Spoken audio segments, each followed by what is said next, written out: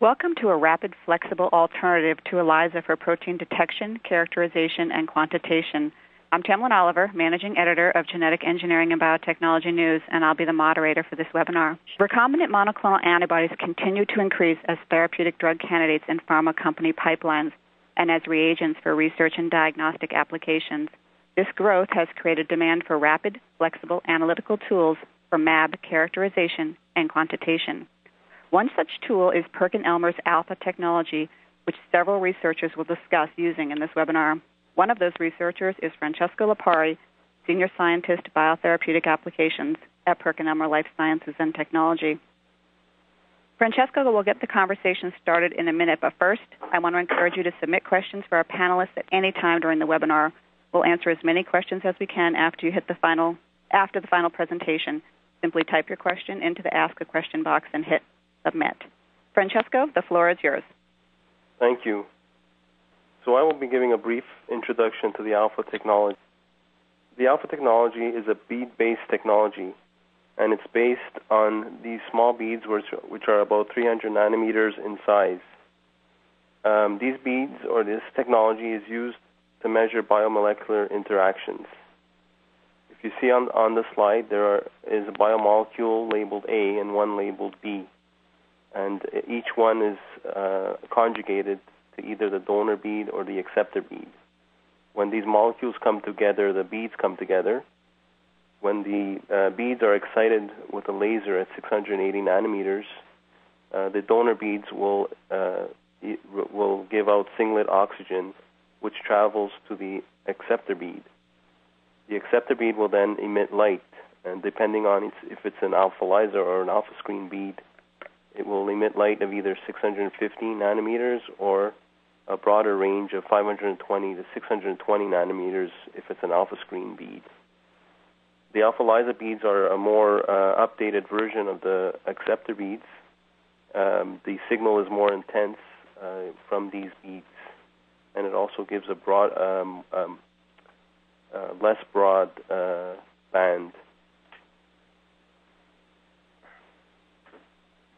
Okay, since the Alpha technology is a homogeneous based technology, lower affinity interactions are retained. Therefore, the Alpha can measure affinities in the range of the picomolar to millimolar affinities, whereas with other technologies such as filtration assays, fluorescence polarization, ELISA, or TR-FRET, they usually measure interactions in the range of the nanomolar affinity. So I'd like to just look at a typical AlphaLISA protocol. So in this protocol, we're measuring a biomarker or a biomolecule in solution. And in the first step, we're adding the sample or the analyte in the microplate. And then we're adding the biotinylated antibody and antibody conjugated acceptor beads, which bind to the analyte for about 60 minutes. After that, we add the donor beads, which will bind to the biotinylated antibody. And then we're putting the microplate in the plate reader after 30 minutes of incubation. The donor beads are then excited with laser, and the emission is recorded on the plate reader. So today we will focus on Alpha technology as a rapid, flexible alternative to ELISA for protein detection, characterization, and quantitation. And the first speaker will be Michael Bembenek, who is Associate Scientific Fellow at Millennium. And the title of his talk is Determination of Complementary Antibody Pairs Using Protein A Capture with the Alpha Screen Assay Format. Okay, so for this part of the talk, I'm going to be describing a method that's been developed for a rapid determination of finding complementary antibody pairs using protein A capture on alpha screen assay format. And so for the next slide, I'm going to tell you what our overall goals were. We wanted to find a method that was a fast way of finding antibody pairs for use in our discovery pipeline for biomarkers. Now, there's a couple of main themes we're looking for. First of all, we had several benefits of looking at complementary pairing antibodies. First of all, sandwich ELISA seems to be more selective and specific for biomarkers than just using a single antibody. And it also gives us the ability to move away from Western blot-based assays because there are certain limitations to those assays. And it gives us a easier way to quantitate, and it's less labor-intensive. And currently there is no real good high-throughput method for identifying complementary antibody pairs in simplified format. So this method was published, and the publication is down at the bottom of the slide. And you can see that what we're going to describe here is a method for finding complementary antibody pairs either derived from commercial sources or using hybridoma screening. And the first method we're going to describe is using primary antibodies from rabbit monoclonal hybridoma screens for using tags on the recombinant protein. And we're going to identify those positive antibodies using for complementarity in a hybridoma screen pairs. And I'm going to show you with two examples using this AlphaScreen technology platform. And finally, we're going to show you exactly how these complementary antibody pairs are easily used for quantitation of the biomarker in question. So the basic experimental design for this is you have to first address each antibody on either a protein A donor or acceptor AlphaScreen bead. That way you get each antibody captured on the complementary bead. Then we're going to simply design a matrix around that to survey the antibody pairings. And what's pictured in the cartoon below is just showing two antibodies capturing a common analyte and giving you an AlphaScreen signal. And that's essentially what we're going to be doing in this assay format.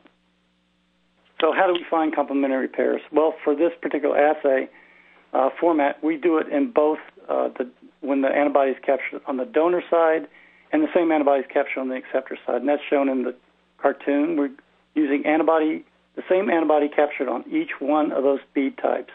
That is, in the first cartoon, you see that antibody A is captured on the donor bead, and antibody B is captured on the acceptor side with the analyte common in between.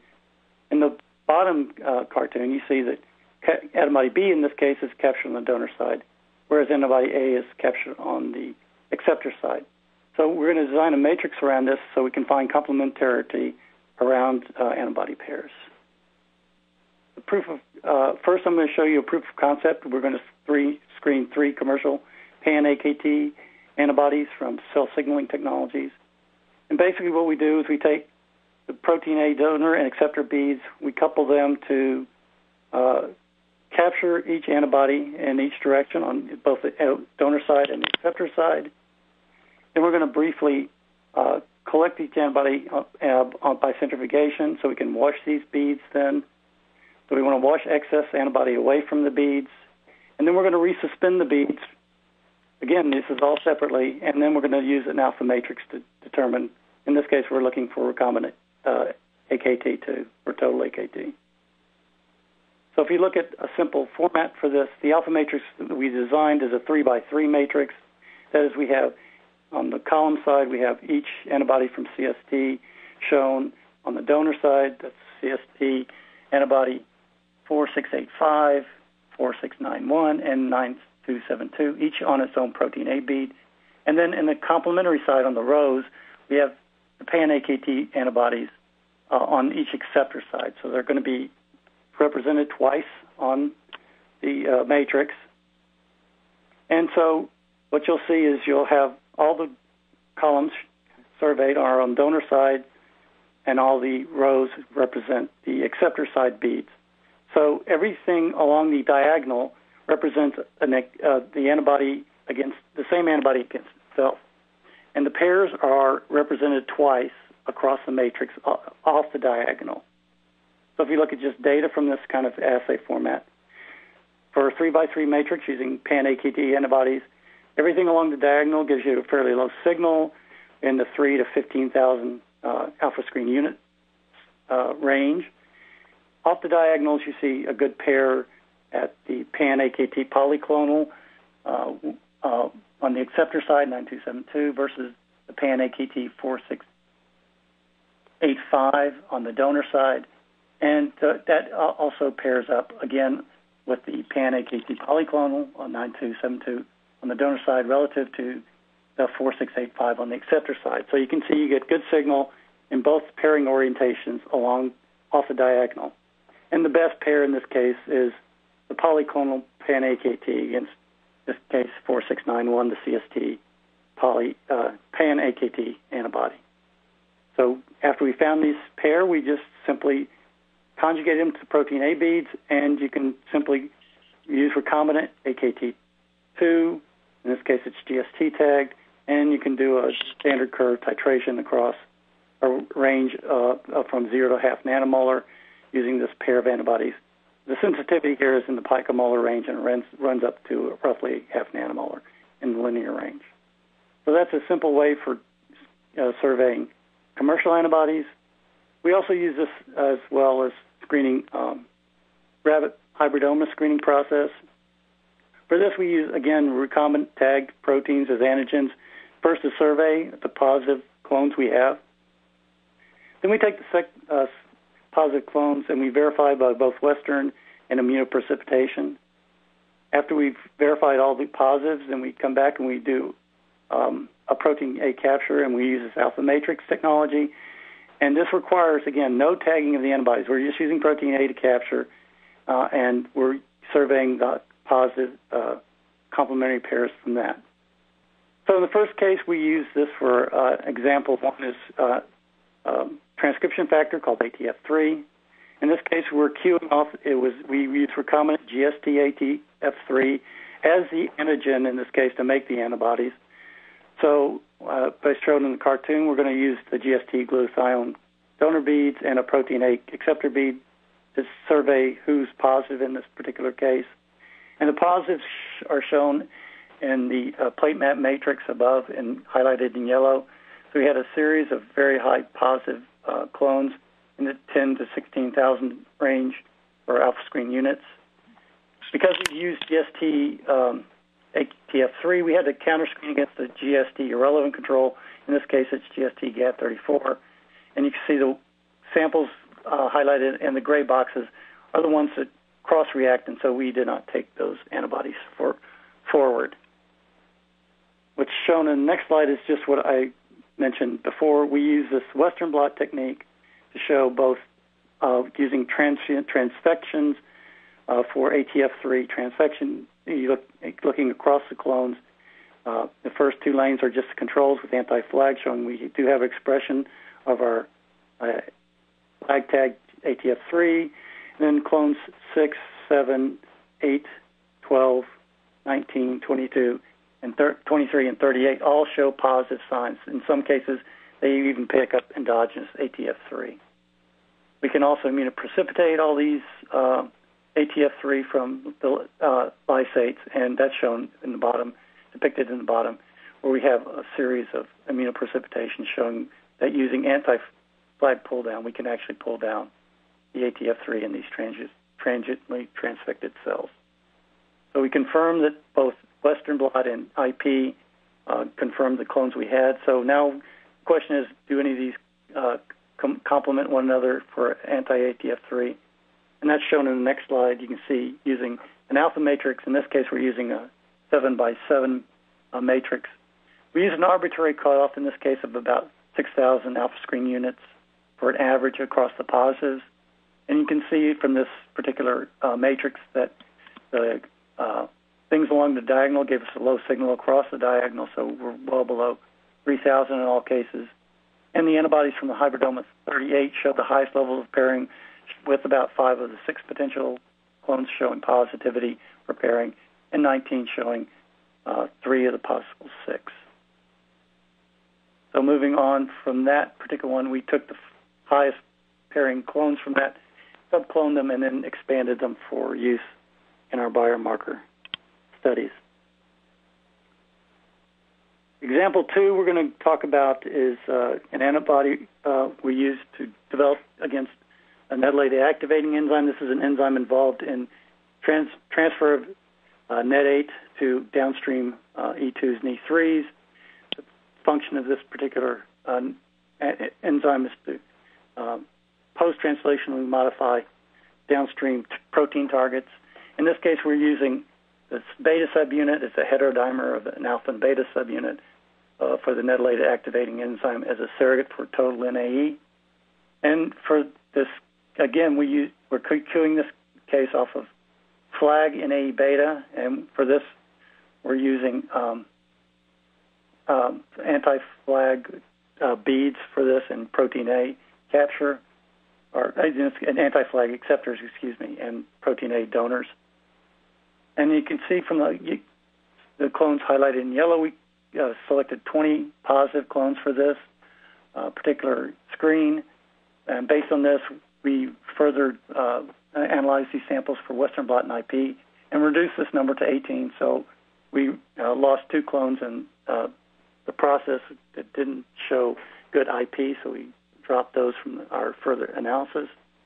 So then, again, applying the same kind of principle, we're looking for, are there any good complementary antibodies within this matrix? So we had to design an 18x18 matrix to survey the antibodies, and in this case, you can see, again, the alpha diagonal, there are very low counts, so there's no self-antibody pairing in this case. And the clones producing the best positive pairings were found from clones 18, 81, and 87. With some very good high signals from all of those clones. So then taking the positive clones from this particular sample, we then resurveyed clones, subclones from 81 and 80. And in this case, all the clones are going to produce a positive signal. And what we're trying to do in this last example is show that you can pick out the best overall signal from the subclones of this and use those to scale up for antibody production for further analysis and quantitation for biomarker analysis. So we did do that for these particular subclones. We expanded them, and then we used both the clones, the subclones, and the antibodies produced from those from ATF3, and we used those to quantitate the biomarkers, and that's depicted in the final slide here, where we're quantitating using the antibody pairs that we've developed by this method, either for flag ATF3, you can get a very nice signal, and it peaks out around half an nanomolar for ATF3, and below that you get a fairly linear response, and the signal is quite good, of 1.2 million alpha screen units for this particular sample. And for NA beta, you get the same type of curve above half nanomolar. You're curving, the standard curve is topping out, and you're getting saturation of your beads. So you're getting towards the hook effect. So in conclusion, I just want to highlight that this method is a rapid and high throughput method. It requires no antibody tagging. I can tell you all these assays take less than 2 hours to perform. This is real time. So it's very quick, fast. We show that you can determine complementary antibody pairs from either commercial sources using a total AKT from CST. You can also use hybridoma screening and antibody development, and for that we showed examples for ATF3 and NA beta. It translates to, for us, for a very useful selective sandwich-based alpha screen format for direct quantitation, and for use in vitro cell-based assays, and we also use these complementary antibody pairs in pharmacodynamic biomarkers in xenograft. So in conclusion, I'd like to thank a lot of our collaborators, those at MPI that are listed there in particular, and Barcott, who heads up some of the work in oncology biochemistry, Ping Li, who heads up the protein sciences group, the folks at Epigenics who actually helped us take this work through their screening process, Liling Ji and Li Li, and I'd like special thanks to Mike Crandon and Bill Mallon for very helpful scientific discussions. And the reference, again, is listed below in that final slide. All right. Thank you, Michael. Before we move on to our next speaker, I want to remind everyone about submitting questions for our Q&A session at the end of the presentations.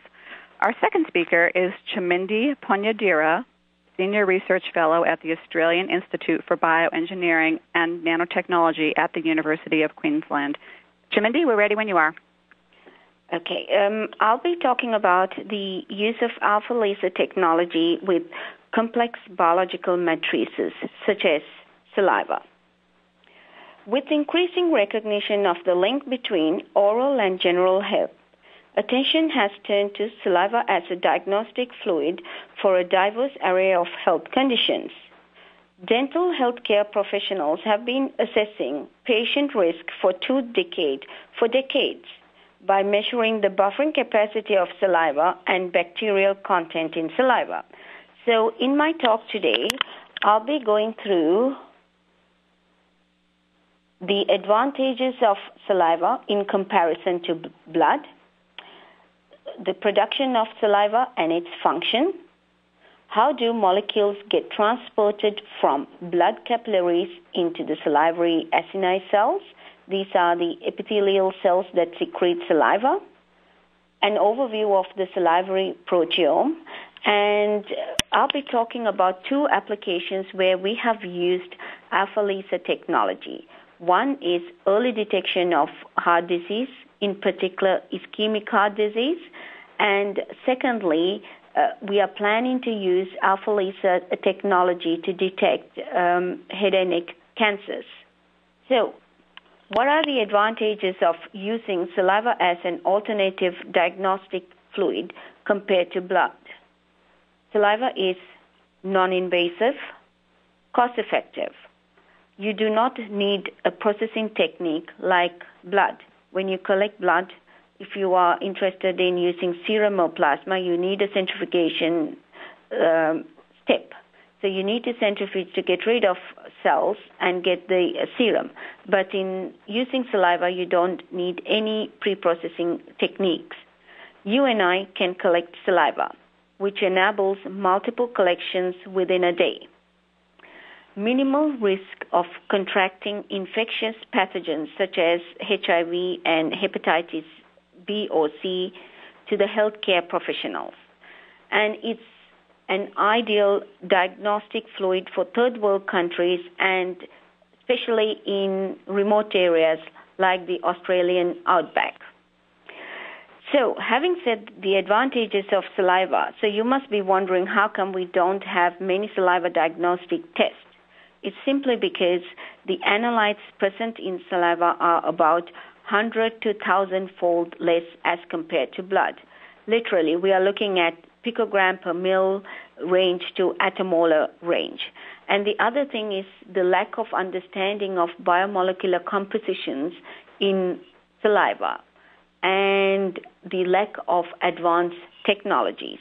But this is where the AlphaLISA technology comes into play. Because of the high sensitivity, we are able to amplify molecules in saliva. So, saliva is not just the water in your mouth.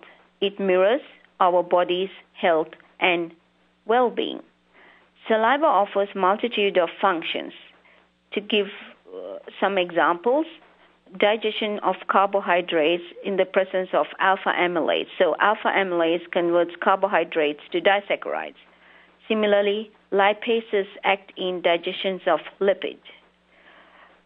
In addition, saliva protects the oral cavity by lubricating of the tissues. And just imagine, our mouth is an incubator for growing pathogens. Saliva is not just the water in our mouth. It mirrors our body's health and well-being. So saliva has multitude of functions within our oral cavity. As an example, digestion of foods, especially in the presence of alpha amylase, carbohydrates are digested into disaccharides.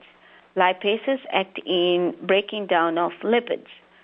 Saliva coats our oral cavity, so saliva has lubrication properties.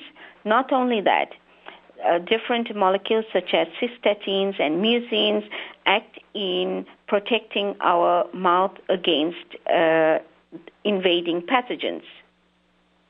So just think, our mouth is a good incubator, yet saliva protects our mouth so that we don't get many infections happening.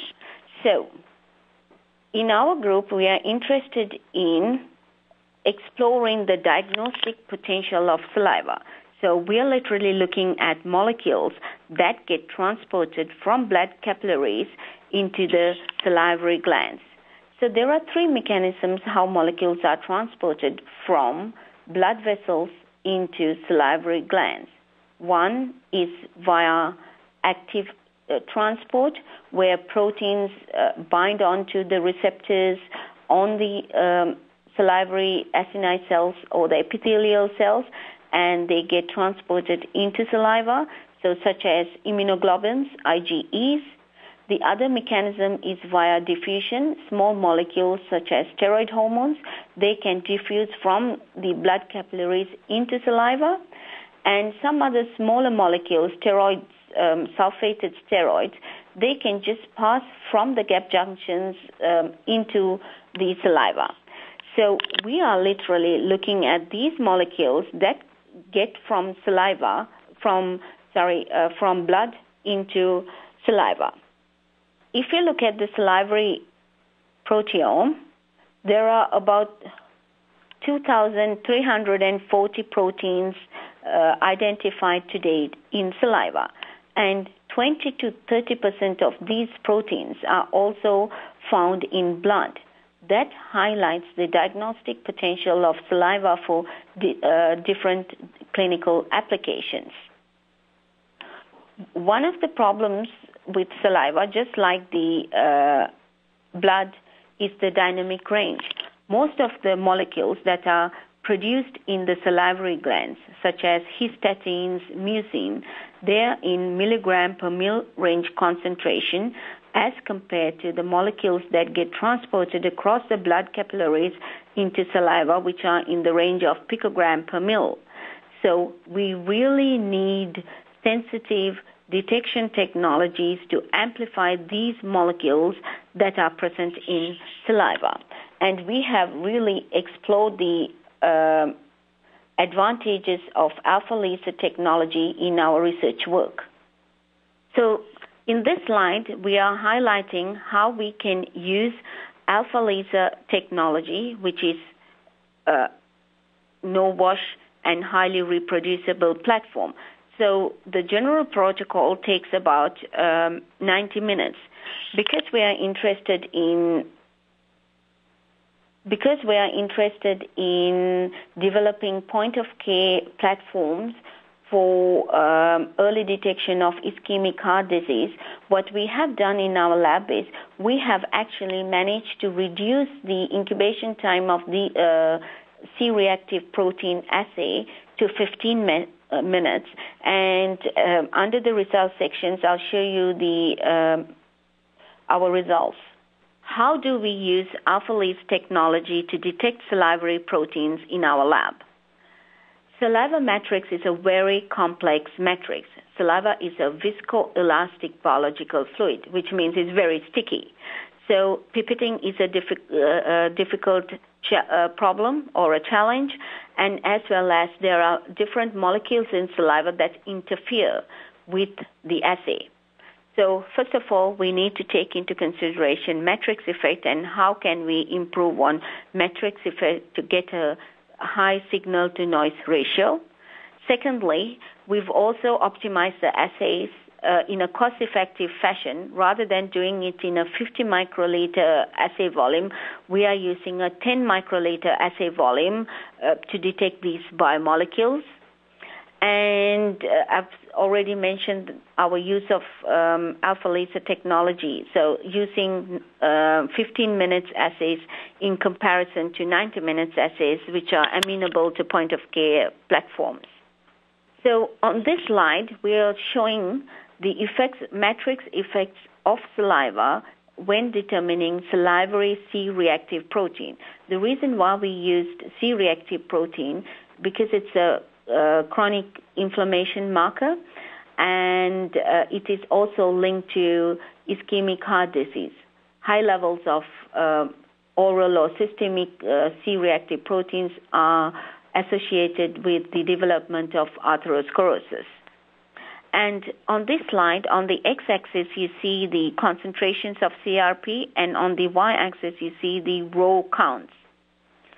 So in green, we have run the assay in buffer, and in blue-purple triangles, what you see is the assay when the assay is run in neat saliva compared to when the assay is run in 50% saliva. So you can see that the trends are quite similar. So whether you run the assay in buffer or whether you run in assay in neat or 50% saliva, indicating that the metric effect for this particular assay is minimal. So on this slide, we show the reproducibility of using AlphaLISA technology. So these are 3 assays done by my 3 students, undergrad students, on 3 different days. And you can see that the inter- and intra-assay variations for our assays are below 5%. And this is not using robots or anything. This is just us pipetting in the lab, or my students.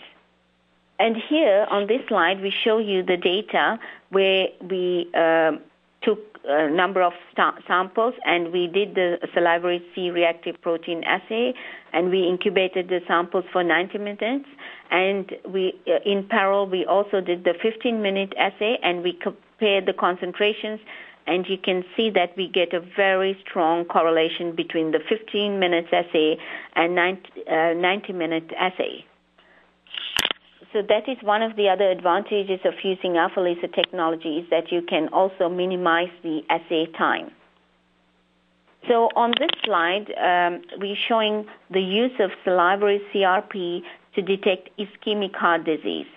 So we tested healthy controls ages between 22 and 70 without any underlying diseases for cardiovascular or diabetes, or any other metabolic diseases, and we measured their saliva, and then we measured a Salivary C-Reactive protein in ischemic heart disease patients, about 30 of them, and you can clearly see there is a significant difference in Salivary CRP levels between the cardiac patients and the controls, and we are now exploring this further to see whether we can use Salivary C-Reactive proteins to determine any other underlying acute or systemic inflammation. So on this slide, what we then did is that we took the 30 patients and we collected saliva. At the same time, we collected serum. And we measured Salivary C-Reactive protein using the same platform that we have developed. And what you can see is that the Salivary CRP levels correlate well with the blood CRP levels. So this shows that whatever we are measuring in saliva is derived from blood, and the molecule that comes in is similar in a molecular form to what is found in blood. And this highlights the diagnostic potential of Salivary CRP for ischemic heart disease detection. So on this side, what we have done is we've looked at different collection technologies or methods. So we've used the drool method, which is when you collect, it's called unstimulated saliva or resting saliva. The whole mouth saliva, when somebody is in a resting stage, we just get them to drool into these plastic containers, the yellow color plastic containers. And we also used commercially available collection devices from Salimetrics and Salivate. And these are called stimulated saliva or mechanically stimulated saliva, where you give a patient or a volunteer to chew onto these cotton pads, and you stick the cotton pad into the falcon tube, and you centrifuge out to get saliva.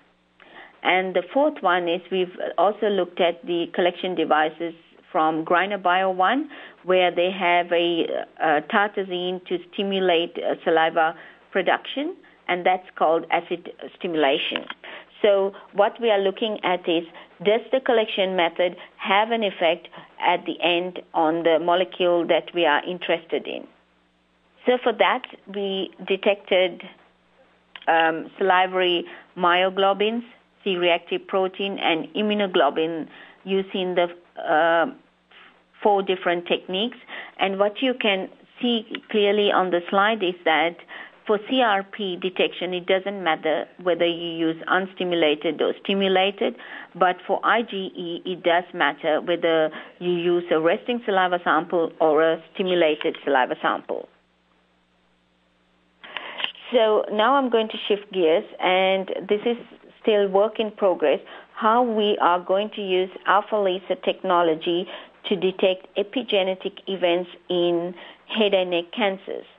So head and neck cancers constitute of the cancers in the mouth, in the oral cavity, cancers in the head and neck regions, in the nasal, in the larynx, and approximately there are about 780,000 new cases of head and neck cancers worldwide, and 300,000 deaths caused by head and neck cancer.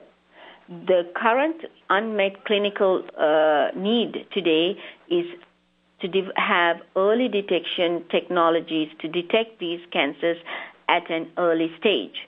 So at the moment when we see patients at the clinic, they are at an advanced stage of cancer. So what my lab is doing is to develop early screening or diagnostic tests to detect head and neck cancers. So why use saliva for head and neck cancers is simply because head and neck cancers, cancers in the mouth, and the smoking, the direct impact of smoking can clearly be seen in the oral cavity due to its proximity. So it's no-brainer that saliva is an ideal diagnostic medium to detect head and neck cancers. So epigenetics in head and neck cancers is a well-established molecular event. Epigenetics refers to the heritable changes in gene expression that occur without alteration in DNA sequence. So there are two primary and interconnected epigenetic mechanisms. One is the DNA methylation, and secondly, the way the histones are modified has an effect on gene expression. So we will be using AlphaLISA histone modification kits to early detect head and neck cancers in the future. And so what we want to do is to use the AlphaLISA epigenetic cellular detection kits and see whether we can have a biomarker signature of histone H3 and P53 modifications in salivary samples collected from patients.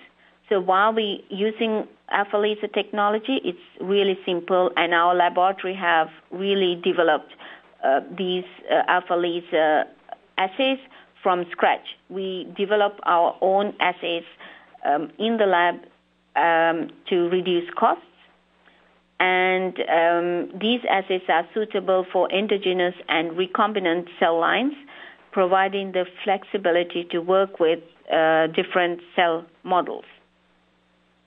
So, in conclusion, what are the advantages of AlphaLISA technology, especially using saliva as a diagnostic medium, which is very complex, over standard ELISAs?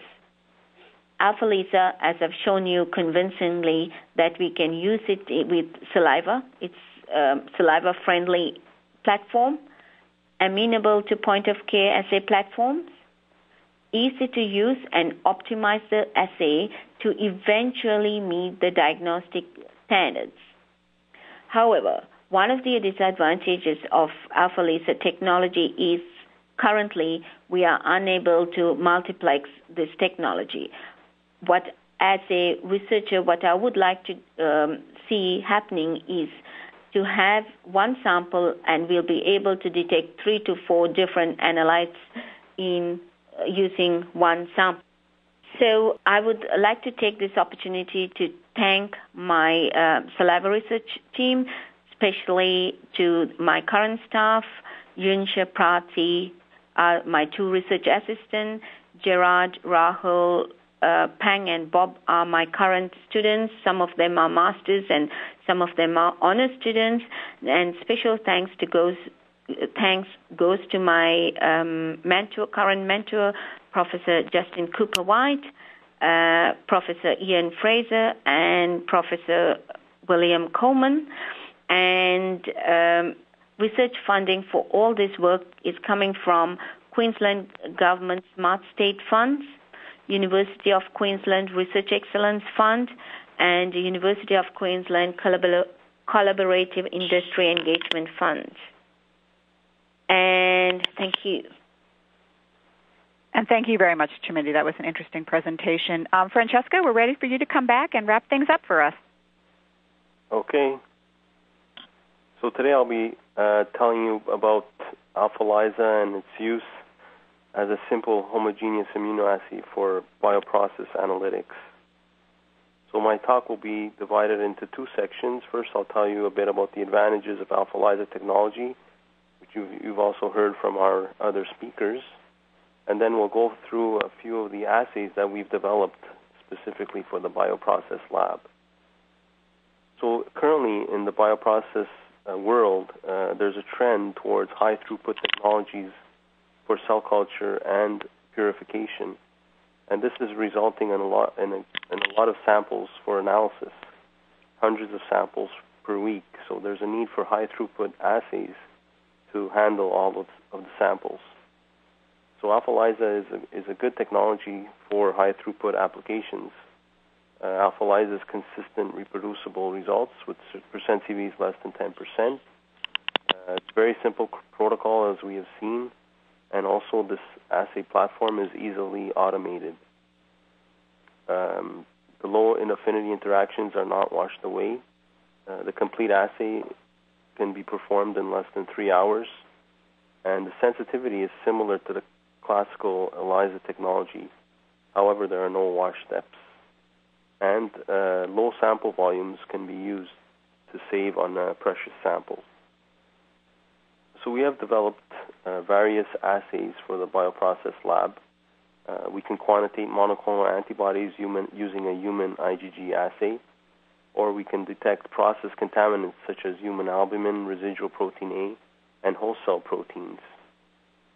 So I will go over the assays that we've developed, and for each assay I will give a brief introduction and explain its application. And then for each assay I will just select specific data to demonstrate the overall versatility and performance characteristics of the AlphaLISA technology. So the first assay that we'll go over is the human IgG assay. So high-throughput cell culture and protein purification in 96-well plates generates hundreds of samples, and commonly the monoclonal antibody titer is determined for all of these samples. So AlphaLISA provides a high-throughput assay for antibody titer. And here I'm showing some results that we have when performing AlphaLISA assay in different cell culture media. So the human IgG or monoclonal antibody has to be analyzed often in cell culture media. So before I explain the results, I just want to explain the standard curve. So we typically graph standard curves by showing the AlphaLISA signal in logarithmic format on the y-axis, and we put the concentration of the analyte, in this case human IgG, on the x-axis, and that's also in logarithmic format. So we typically get S-shaped curves, and we use a form parameter fit to fit the curves, so we can then read our samples on the curves. So here I'm showing different standard curves in buffer and 4 different media. As you can see, the curves with using a DMEM F12 or MEM are overlapping with the curve in buffer, showing that there's really no interference coming from the cell culture media. However, with RPMI, there is a slight shift, and this is due to the biotin contained in the RPMI. So biotin interferes in the interaction between streptavidin and biotin, so the affinity of the reaction is decreased, and so you get less signal. However, so what's important to note here is that if, when performing an AlphaLISA assay, you have to use the right matrix for the standard curve to match the samples. And so in this case, we have a large dynamic range from 0.2 to to 300 nanograms per mil, showing the typical range of an AlphaLISA assay, about 3 logs in this case.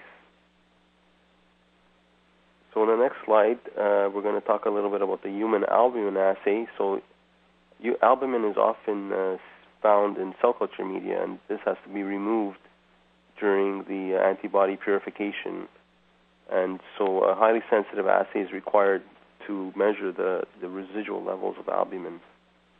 So we've developed a highly sensitive assay for albumin with a sensitivity or lower detection limit of 110 picograms per mil.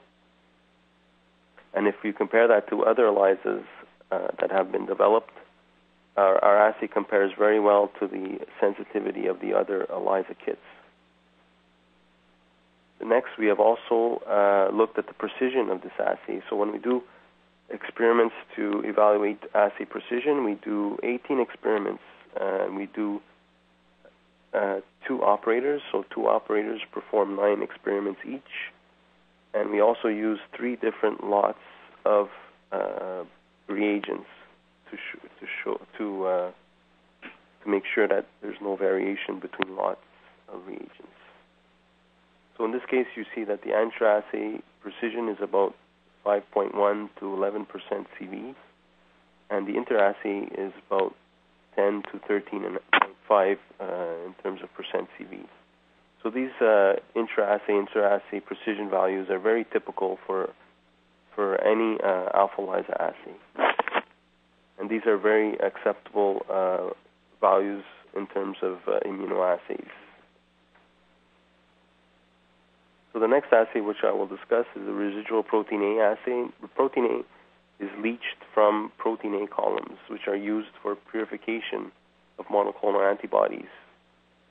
It is very challenging to measure protein A because of the presence of a high concentration of the monoclonal antibody. So there needs to be a dissociation step. So we have developed a dissociation step. So in our case, the standards or samples are put into the multi-well plate, and then we add one volume of dissociation buffer to 2 volumes of the standard or sample, and then we incubate 60 minutes at 98 degrees in a PCR instrument preferably, and then we centrifuge, and then we perform a typical AlphaLISA protocol to measure the level of protein A. So on the next slide, I'm showing the importance of the dissociation step. So what we've done is we prepared different concentrations of human IgG in the presence of a constant amount of protein A. And then half of these samples were either kept at room temperature or heated at 98 degrees. And as you can see, if you do not heat the samples, then the signal quickly decreases as you increase the concentration of human IgG. However, if you heat the sample, then the signal is very constant, up to 1 mg per mil of antibody. So this shows the importance of heating the samples. So overall, we were able to develop a protein A assay with a sensitivity of 11 picograms per mil, and we have shown that the assay is able to detect other protein A's from chromatography resins such as MAB-Select Sure, MAB-Select, and MAB-Select Extra. We have also looked at the impact or the interference of different buffers in the protein A assay. So what we did is we prepared spike samples from 0.03 to 3 nanograms per mil in either the assay buffer or different purification buffers such as PBS with sodium chloride or TRIS pH 8. And we compared the level of the analyte in either the buffer or in the assay buffer. And as you can see, the percent recovery is very good in all of the purification buffers, going from 79 to 116% recovery. So this shows that the assay is very compatible with the different assay buffers, even though they range from a pH of 5 to a pH of 8, and also with high concentrations of sodium chloride. So next I will talk about the whole cell protein assays. So we've developed a series of host cell protein assays. Host cell proteins are also referred to as HCPs, and it's very important to remove HCPs during bioprocessing because these proteins can be potentially immunogenic in the patients. So we need very sensitive assays to measure the HCP content of the bioprocess samples. So we developed 5 different HCP assays, all with a detection limit less than 1 nanogram per mil, and this is the typical requirement in the industry. And as you can see, the upper limit is about 1 microgram per mil, so we have a range, again, of about 3 logs. We've also developed 2 CHO HCP kits. The most recent is the CHO HCP broad reactivity assay, and the difference here is that the antibodies are able to detect more CHO proteins coming from the cells.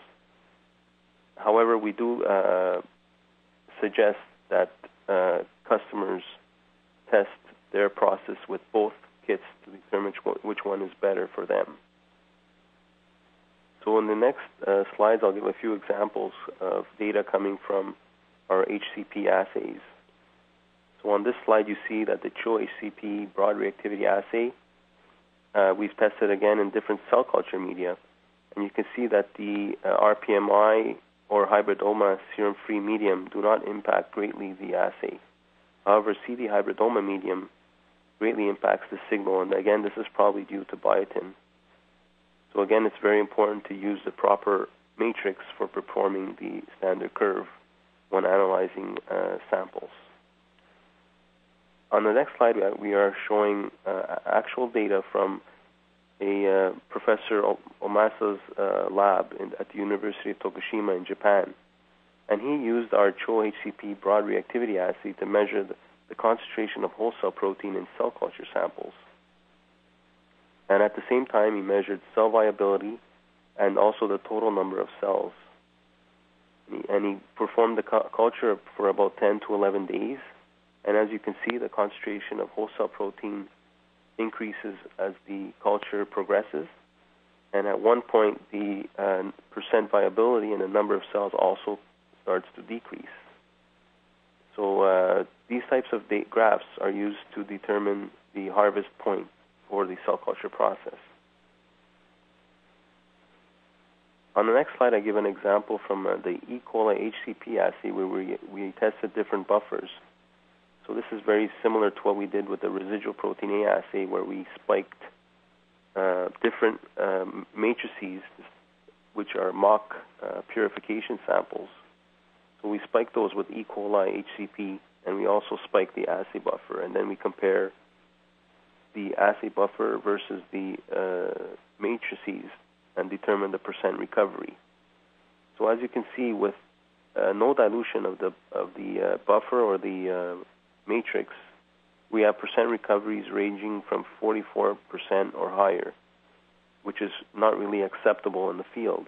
So we had to dilute the samples. So if we dilute the samples twofold, then we get very good recovery, with the lowest recovery being 63% up to 119%, which is very acceptable. So simply by diluting the samples twofold, we can have very good recovery in a variety of purification buffers or samples. So now we come to the conclusions. So I hope that you've seen from my talk and from the previous talks, AlphaLISA is a consistent and reproducible assay technology with percent CVs less than 10%. The protocol is very simple, with just 4 steps and results in less than 3 hours. We can get equal or better sensitivity than other immunoassay technologies. However, there are no wash steps. I've shown you that the technology is suitable for a variety of bioprocess sample matrices. The assays give you a wide dynamic range, usually from 3 to 4 logs. And these assays can be used instead of the ELISA or electrochemiluminescent assays, which are commonly found in bioprocess labs. Thank you very much for your attention. Thanks, Francesco, and thanks, everyone, for your presentations. Before we begin the Q&A session, I want to encourage the audience one more time to submit questions for our panelists. Just type your question into the Ask a Question box. All right, so we're ready to get started. We have a lot of good questions already. We'll answer as many as we can. Chimindi, are you ready to answer some questions? Yep. Okay, great. Thank you. Are there any limitations to the advancement of saliva detection? Yes, as I said in the beginning, so 3 major bottlenecks. One is the analytes in saliva are in very low levels, like picogram to attomolar range. So we really need detection technologies that can amplify these molecules. Secondly, our understanding of the different composition of molecules in saliva is limited. So by this, I mean we need to do different assays within a population to determine these biomolecules present in saliva before we jump the gun and do clinical assays. So we have established a reference range for healthy controls. And thirdly is certain molecules in saliva have diurnal variation. By this I mean that certain molecules are high, certain levels of molecules such as cortisol is very high in the morning as compared to night. So you need to take into consideration these variables before we can advance the saliva into the market. Right, and also here's another question. What type of matrix is saliva? Saliva is, if you look at from a rheology perspective, is very viscoelastic. So saliva constitutes of epithelial cells that are shed from the oral cavity. It also constitutes of bacteria, viruses that come in, constitute of gingival crivical fluid, as well as proteins and other electrolytes. So it's a very complex matrix to work with. Okay, and are there many saliva tests on the market right now? Yes. So if you look at the number of tests out in the market, especially for drugs of abuse, there are quite a number of tests out there. One mostly from Concatino to detect different types of drugs of abuse in saliva.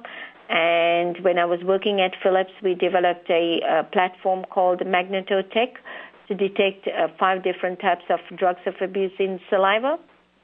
And the one and only FDA-approved platform to detect HIV antibodies in saliva is marketed through OraSure. And so you see a trend, mainly in the infectious area, coming out. But I'm sure given in the next 5 to 10 years, we will see point of care or laboratory test or home test utilizing salivary biomolecules. Thank you very much, Chimindi. Francesco, I have a bunch of questions for you right now. Someone says, my samples of monoclonal antibody contain 1 to 10 micrograms per milliliter of antibody and would fall outside the range of the IgG assay. Is it possible to make the assay less sensitive? Yes. In general, AlphaLISA assays can be made less sensitive by premixing all of the reagents, so acceptor beads and donor beads and biosimilar antibody, and adding the mix to the sample. So there's only one step, and this will reduce the sensitivity of the assay. Okay, and are these AlphaLISA assays suitable for a quality control lab? Yes, we do have at least one customer that has transferred an AlphaLISA CHO-HCP assay to a QC lab, and he's using the assay for GMP release of the product.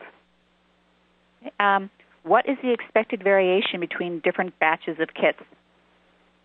So each lot of AlphaLISA kit is produced to meet very specific quality control criteria, mainly the sensitivity or LDL value, and also the EC50 values, which have to be within a certain range.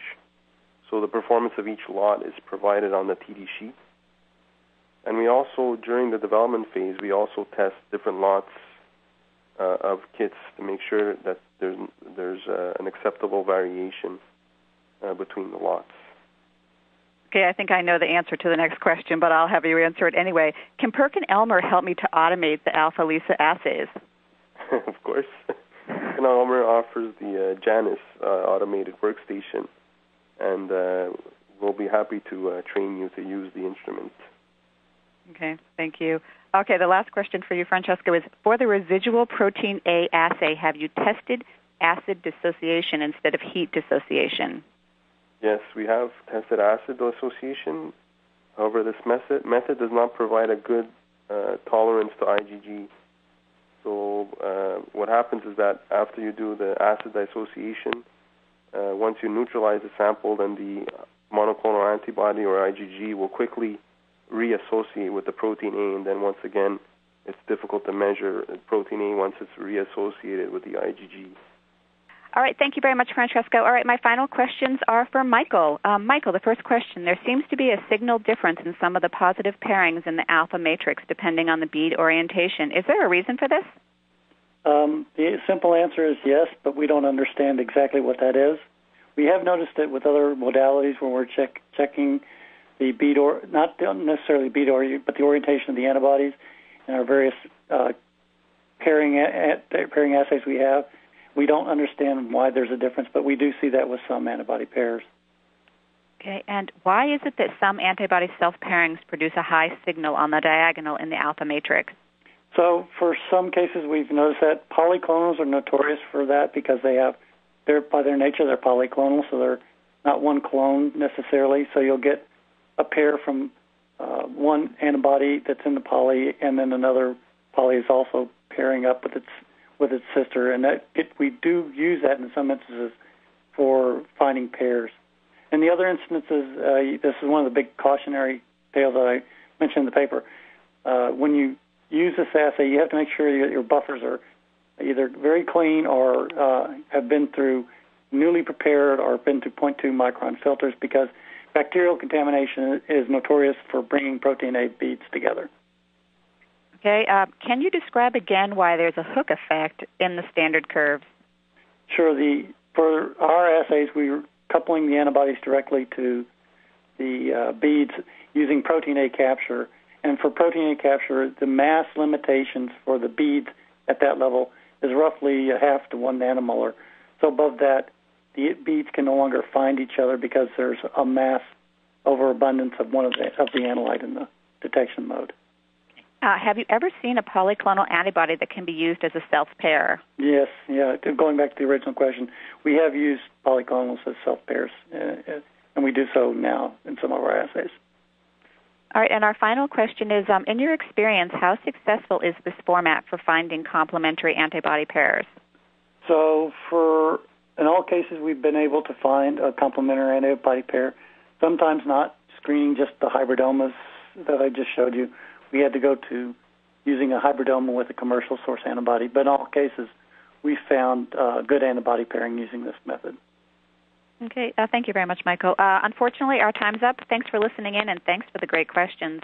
This webinar will be archived for 6 months on our website, www.genengnews.com. If you missed parts of it, you can watch it again, or you can recommend it to friends and colleagues.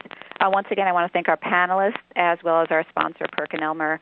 We'll be sending you a survey shortly and hope you take the time to respond. Your comments help us continue to provide topical and timely webinars. Thank you.